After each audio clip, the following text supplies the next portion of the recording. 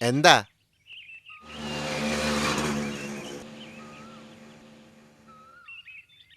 അതെ, എനിക്ക് പണിയുണ്ട്. കാര്യം എന്താ പറ. ശേഖരമാവൻ ഇവിടെ യൂണിഫോം തുണി തന്നിട്ടുണ്ടെന്ന് പറഞ്ഞു. അതിന് അളവെടുക്കാൻ വന്നതാ. ഓഹോ, അപ്പൊ ആ കുട്ടികളാണ് ഈ കുട്ടികളല്ലേ? അതെ.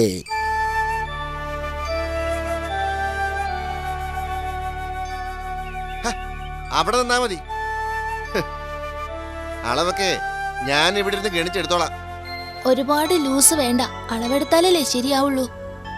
അത് കൊള്ളാവുന്ന കുട്ടിയേക്കാ. നിങ്ങക്ക് ഞാനൊരു അളവെടുക്കും, അതിട്ടങ്ങ് പോയാ മതി കേട്ടോടാ. പിന്നെ കൂലി അതെന്റെ കൈ തരണ്ട. ആ നാരായണന്റെ ഷാപ്പിൽ കൊടുത്താൽ മതി. പറ്റില്ല, അത് കിഴിച്ചോളൂ.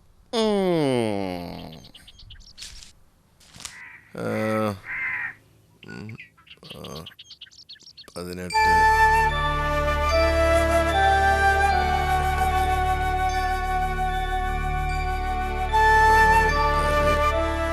സ്കൂളിൽ പോണ്ടതാ, ഉടനെ കിട്ടിയാ. പതിവ് പണി കഴിഞ്ഞാൽ ഞാനിത് തൊടൂ. അതാ ശേഖരൻ പറഞ്ഞതുകൊണ്ടാ. പൊയ്ക്കോ പൊയ്ക്കോ, ആവുമ്പോ തരാം.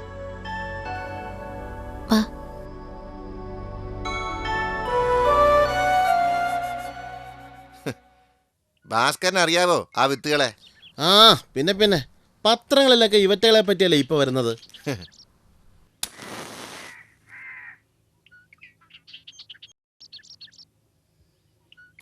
ആ ശേഖരനെ പറഞ്ഞാ മതി. അവൻ എന്തിനുള്ള പുറപ്പാടാ?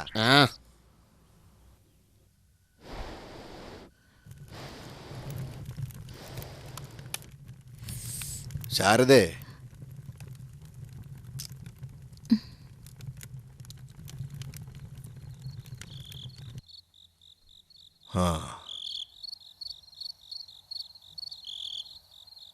ഞാനാ വൈദ്യന്റെ അവിടേക്ക് വന്നതാ. എവിടെ കുട്ടികള്? അവര് യൂണിഫോം തുന്നിച്ചെടുക്കാൻ കണാരന്റെ പിടിയിലേക്ക് പോയിരിക്കുക. ഇപ്പൊ വരും. അവര് വരട്ടെ. അവരിപ്പോ വലിയ സന്തോഷത്തിലാ മാഷേ. ഇവിടെയെങ്കിലും പഠിക്കാൻ പറ്റുമല്ലോ എന്ന് പറഞ്ഞ നടപ്പ്. അല്ല, ഗവൺമെന്റ് ഓർഡറൊക്കെ കിട്ടിയിട്ടുണ്ട്. പക്ഷേ PTA പ്രസിഡന്റും മറ്റും ഞാനാവുന്നത്ര നോക്കുന്നുണ്ട്. എന്തായാലും 2 ദിവസം കഴിഞ്ഞ് വന്നാൽ മതി എന്ന് പറയാനാ ഞാൻ വന്നത്. 2 ദിവസം കഴിഞ്ഞാലും പിന്നെന്താ, അതൊക്കെ ശരിയാവും.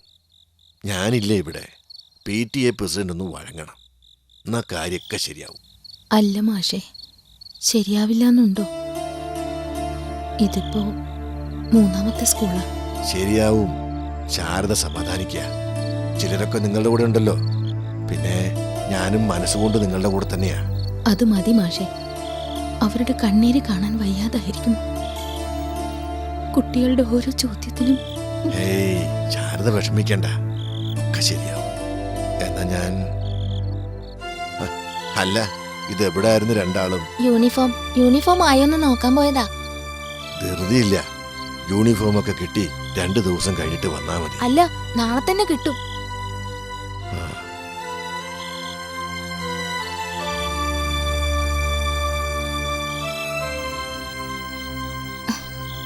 എന്താ അമ്മേ? ഒന്നുമില്ല. 2 ദിവസം കഴിഞ്ഞ് നിങ്ങൾ സ്കൂളിൽ പോയാൽ മതിയെന്നാ ഹെഡ് മാസ്റ്റർ പറഞ്ഞത്. വാ.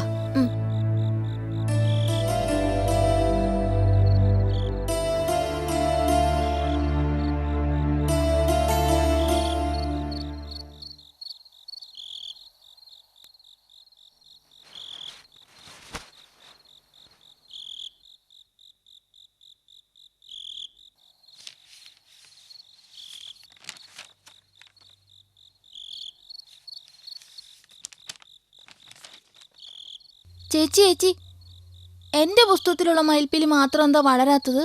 ചന്ദ്രുവിൻ്റെ പുസ്തകത്തിലുള്ള മയിൽപ്പീലിയൊക്കെ എന്തു വലിപ്പമാണെന്നോ. നമ്മൾ സ്കൂളിൽ പോകാത്തത് കൊണ്ടാ മയിൽപ്പീലി വളരാത്തത്. നമ്മൾ സ്കൂളിൽ പോകാൻ തുടങ്ങുമ്പോൾ നമ്മളുടെ മയിൽപ്പീലിയും വളർന്ന് വളർന്ന് വലുതാവും. നേരോ ചേച്ചി? പിന്നെ അമ്മേ, ഈ ചേച്ചി പറയണ നേരാണോ?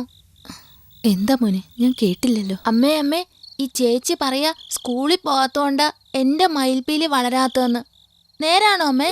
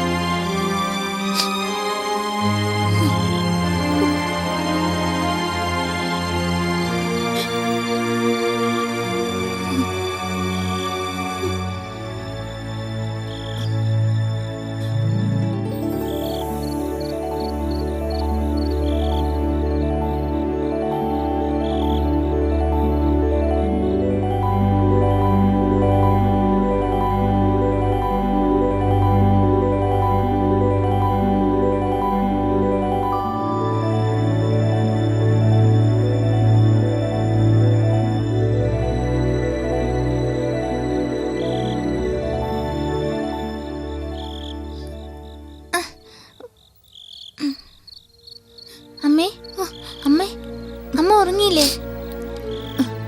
മോൾ ഉറങ്ങിക്കോ. അമ്മേ അമ്മേ. എന്താ മോളെ? ഈ സ്കൂളിലെങ്കിലും ഞങ്ങളെ എടുക്കുവോ?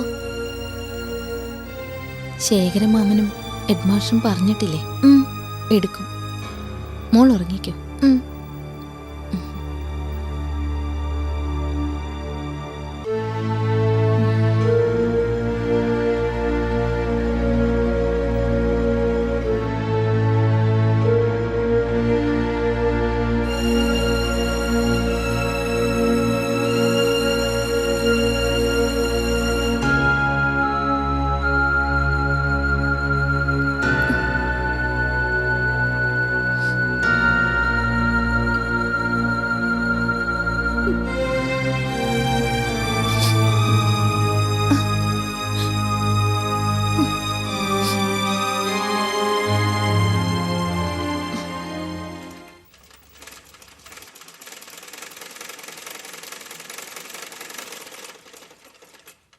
അയ്യേ,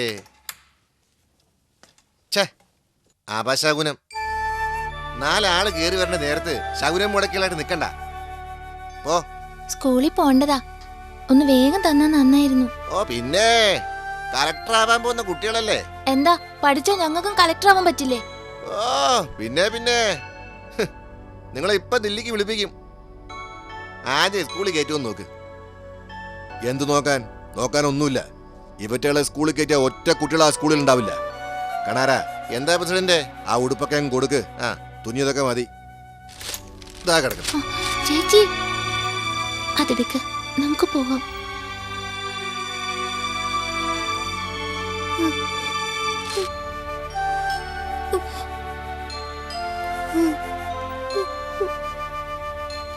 നിങ്ങൾ വിഷമിക്കണ്ട. ഞാൻ ആ സ്കൂളിൽ ഹെഡ്മാസ്റ്റർ ആയിട്ടുണ്ടെങ്കിൽ നിങ്ങൾ അവിടെ പഠിക്കുക തന്നെ ചെയ്യും. ധൈര്യമായിട്ട് ഒരുങ്ങിക്കോ.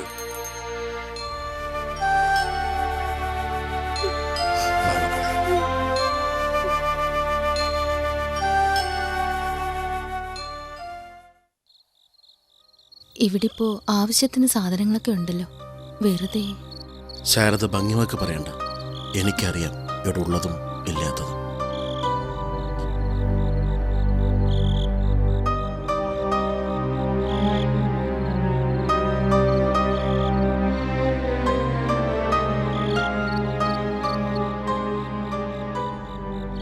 ഇന്നെന്താ പതിവില്ലാതെ?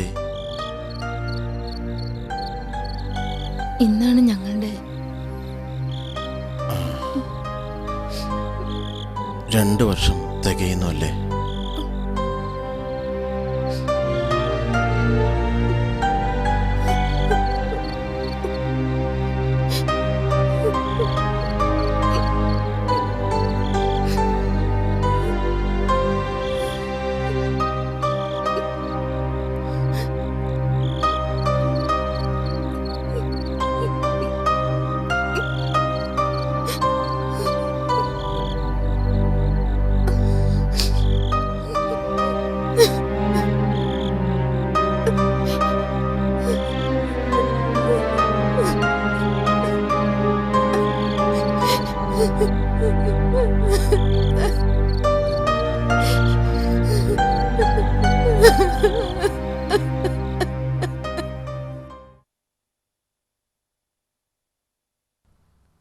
ഈ സ്കൂളിലൊരു അന്തസ്സുണ്ട്, ആഭിജാത്യമുണ്ട്.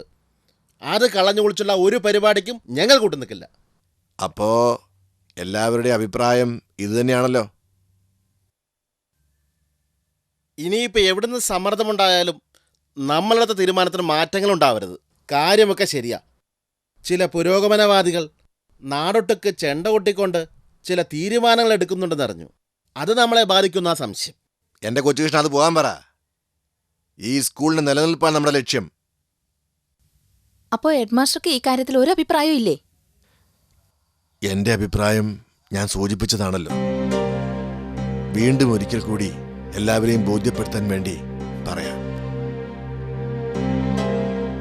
ആരോ ചെയ്ത കുറ്റത്തിന്റെ ദുരിതം പേറി നടക്കുന്ന ആ പിഞ്ചു മനസ്സുകൾക്ക് ഇനിയും വേദന നൽകണോ? അവർക്കും ആഗ്രഹങ്ങളുണ്ട്, അവർക്കും പ്രതീക്ഷകളുണ്ട്. ഈ സമൂഹത്തിൽ ജീവിക്കാൻ, എല്ലാം അനുഭവിക്കാൻ അവർക്കും അവകാശമില്ലേ? നമ്മളത് നിഷേധിക്കരുത്. അവരുമായുള്ള സമ്പർക്കത്തിൽ ആർക്കും ഒരു ദോഷവും വരില്ലെന്ന് വൈദ്യശാസ്ത്രം പോലും അനുശാസിക്കുന്ന ഈ യുഗത്തിൽ നമുക്കത് ഉൾക്കൊണ്ട് പ്രവർത്തിച്ചുകൂടെ? അതെ, തല്ലുകൊള്ളാൻ ചെണ്ടയും കാശ് വാങ്ങാൻ മാരരും എന്നുള്ള സാറിൻ്റെ ഈ അഭിപ്രായത്തോട് യോജിക്കാൻ പ്രയാസമുണ്ട്. ഇവിടെ ഭൂരിപക്ഷ അഭിപ്രായമേ വിലക്കെടുക്കാൻ കഴിയൂ. എന്നാൽ ഞങ്ങൾ ഒരുമിച്ച് പറയുന്നു, എയ്ഡ്സ് ബാധിച്ച ആ കുട്ടികൾക്ക് ഇവിടെ പ്രവേശനം അനുവദിച്ചാൽ അടുത്ത ദിവസം ഞങ്ങളുടെ കുട്ടികൾക്ക് വേറെ സ്കൂൾ നോക്കേണ്ടി വരും. ഈ സ്കൂൾ അടച്ചുപൂട്ടേണ്ടി വരും. ആ ഒരവസ്ഥ ഉണ്ടാക്കണോ മാഷേ? വേണ്ട, ഭൂരിപക്ഷ അഭിപ്രായം തന്നെ നടക്കട്ടെ.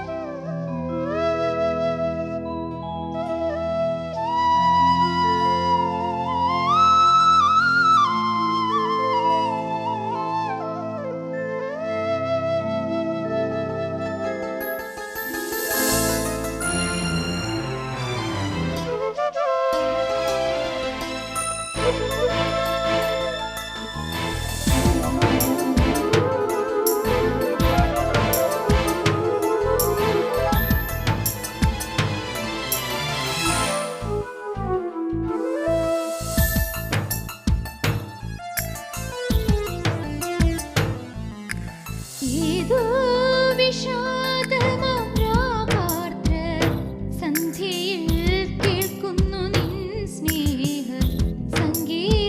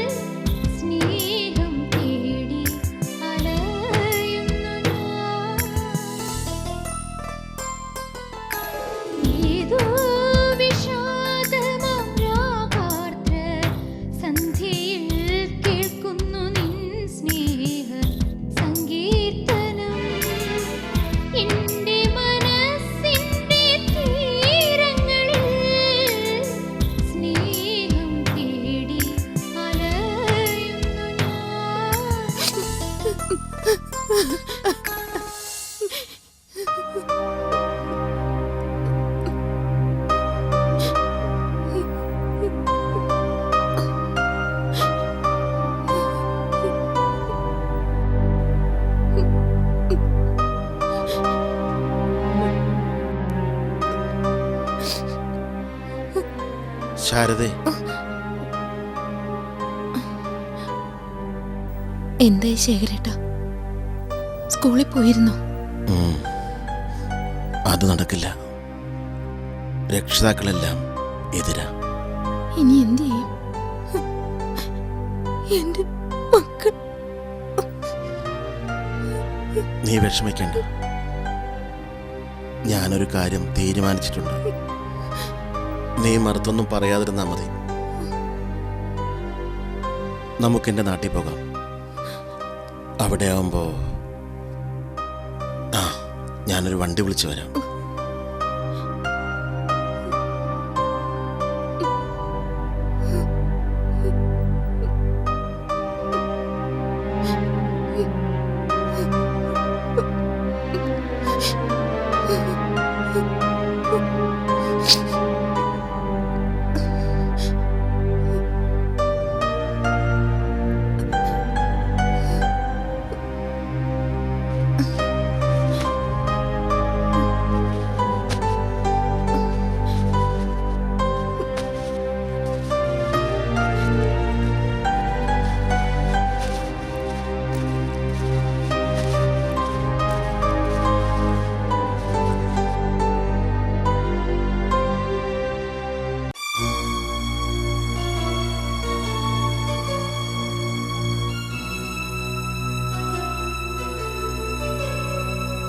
അമ്മേ,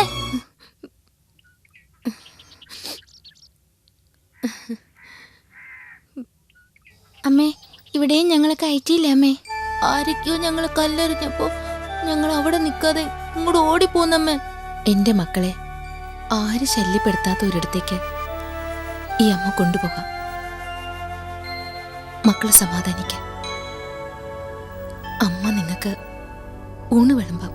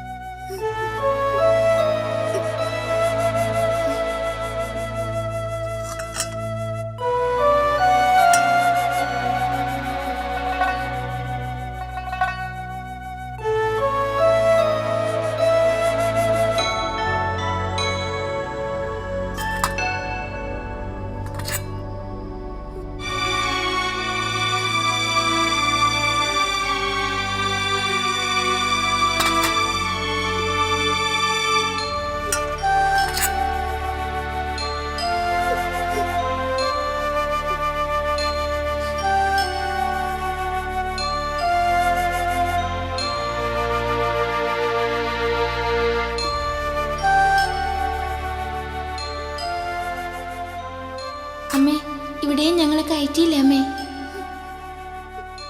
ആരൊക്കെയോ ഞങ്ങളെ കല്ലെറിഞ്ഞപ്പോ ഞങ്ങൾ അവിടെ നിൽക്കാതെ ഇങ്ങോട്ട് ഓടിപ്പോന്നമ്മേ.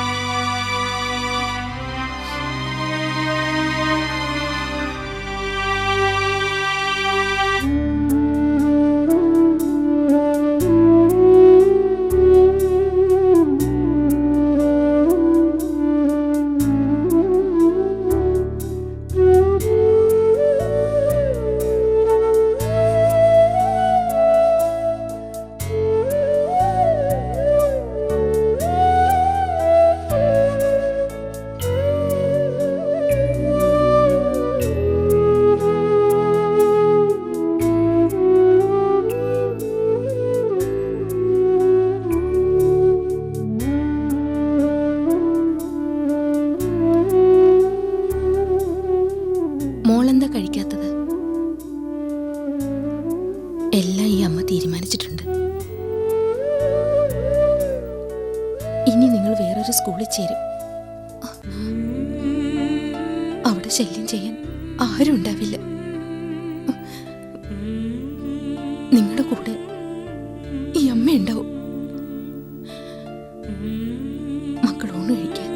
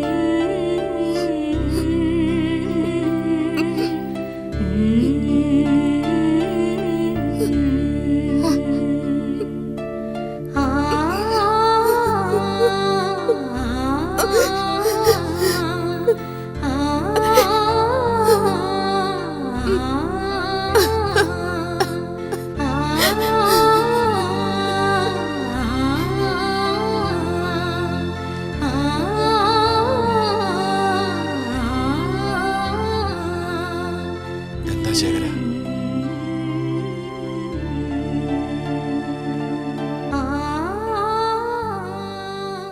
ഞങ്ങൾക്ക് മതിയായി, ഞങ്ങൾ പോകുന്നു. രോഗം പാപമല്ലെങ്കിൽ അറിയാത്ത കുറ്റത്തിന് ഞങ്ങളെ ശിക്ഷിക്കുന്നതെന്തിന്?